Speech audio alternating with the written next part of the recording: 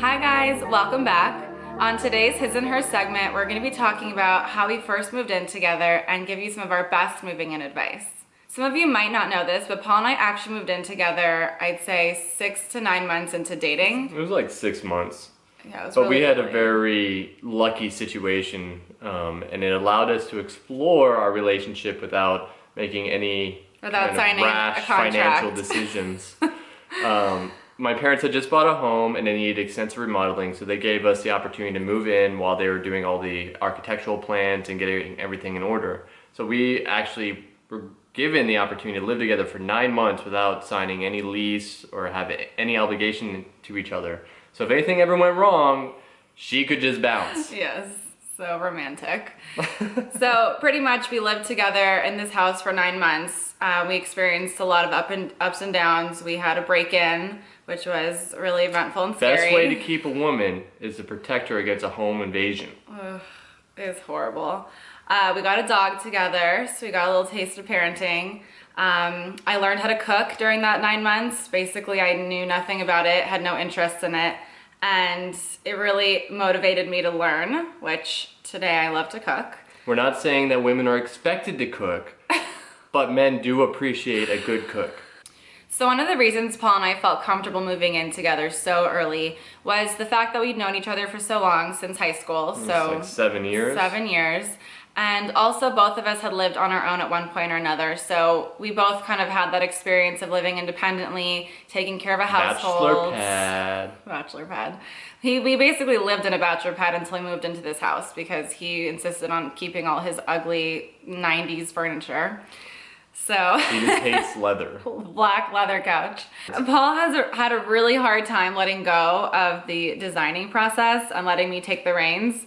As I mentioned, we had to have this like hideous black leather couch for years. We didn't have a coffee table. We were also on a budget. We were on a budget, but I mean, we still purchased things together, but pretty much he had the final say, which was completely unfair. I just had veto say. There's a difference. I let her do what she wanted, but I drew a line at the pink things and like those super girly decorations that were about to go on in my house. There was no pink. But I definitely think that being gender neutral is the right thing to do, just so both people feel comfortable, both people feel at home. You don't want it to be like the guys living in the girls' apartment or you don't want house. them to be made fun of by all their friends and then they resent that you did it. At this point in our lives, Paul and I have pretty much merged styles, and he appreciates my style, he trusts me, and so I don't really have to argue with him over a throw pillow anymore. That's kind of like in the past, so I'm really happy that we finally came to that conclusion.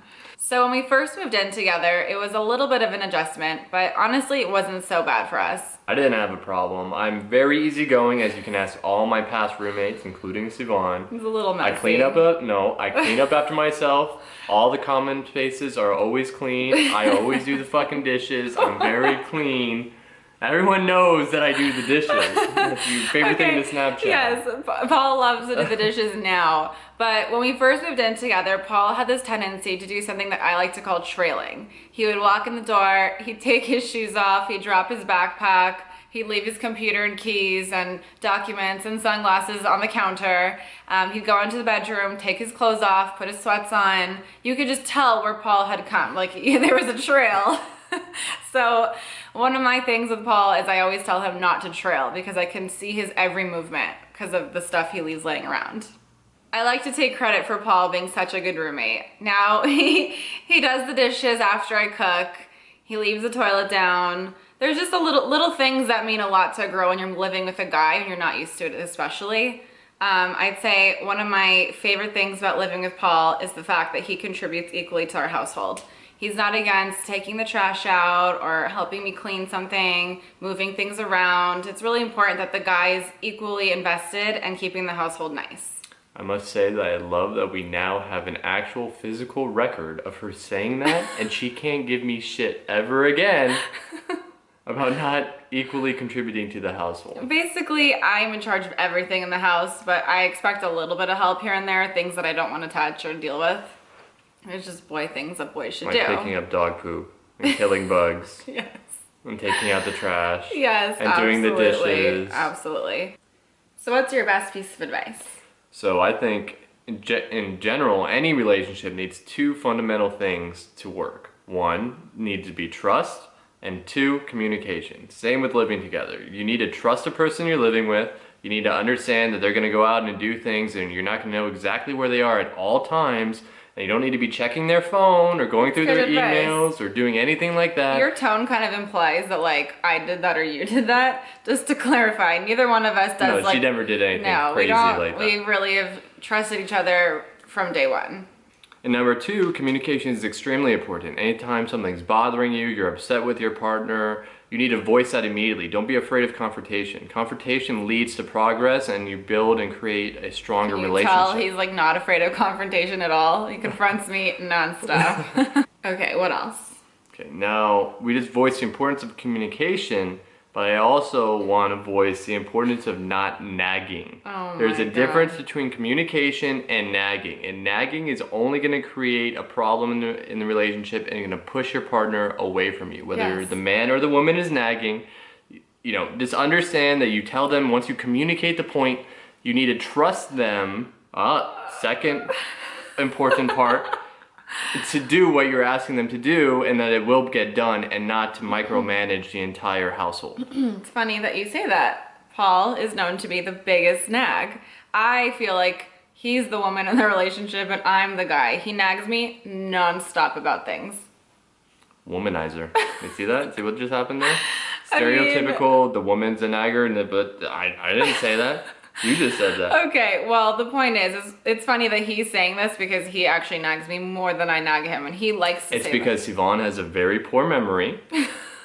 It's genetic. And she literally forgets things all the time. So when I do remind her and she hasn't forgotten that point, she thinks I'm nagging her. But it's funny because I'll remind her of certain points and she won't think I'm a nag because it's like the first time I told her. The last piece of advice is... just clean up after yourself in the bathroom. It's a very closely shared space. Not just the bathroom. Mostly the bathroom. And, you know, ladies, please pick up after yourselves after you do all your makeup and you get all pretty for us and you do your hair with the hair dryer and the hair crimper and the hair straightener and the eyebrow peeler and whatever else things you got going on in there. Are you done? Basically, all girls know when you're getting ready, you need your stuff laid out. It's just much more efficient that way. But we always put it away after, so I don't even know what you're complaining about. Especially when it's a group, like let's say it's an event and the girls are getting ready together, it looks like a tornado hit the bathroom. Okay, fine. So yes, please put your stuff away. That goes for men and women. Put your clothes in the hamper, not next to the hamper. So to recap, we think that the most important elements moving in together are trust, communication, and equal contribution to your household. I think that also something that we forgot to mention is giving each other space. Just because you're living together, you're obviously going to spend a lot of time together, but sometimes you just need your own space, and if you don't have like your own office or your own personal space aside from like the joint areas, you gotta like give each other a breather because sometimes you just need a minute to unwind, relax, do whatever you need to do without the other person breathing down your neck. So to remember why you love that person. Yes.